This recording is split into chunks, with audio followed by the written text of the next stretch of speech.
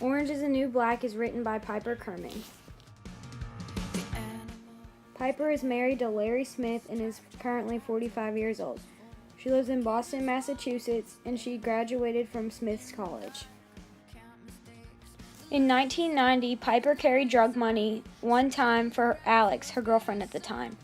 She started her life over and moved to San Diego.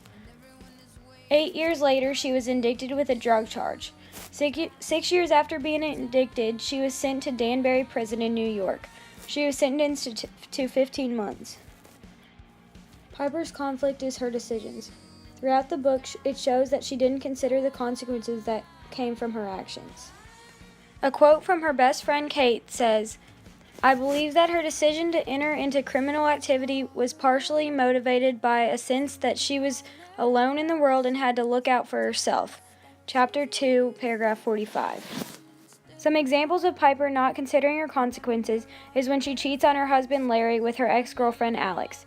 Also, when Piper and Alex went on trial and Alex told Piper to lie. Piper lied while Alex told the truth and Alex was released. While in prison, Piper critiques the legal system. She says that the prison doesn't prepare you for life once you're released, keeping a majority of the inmates in the system their whole life. A quote from Piper on Chapter 7, paragraph 17 says, "Some women never got visits because they had effectively said goodbye to the outside world." This book also gave an understanding of how inhumane prison systems are. One of the inmates gets pregnant by an officer, which was rape. He was only suspended, showing how unfair the prison system really is. Piper stated that she wanted to show the reality of jail and the unfair reasons and sentence lengths that inmates get.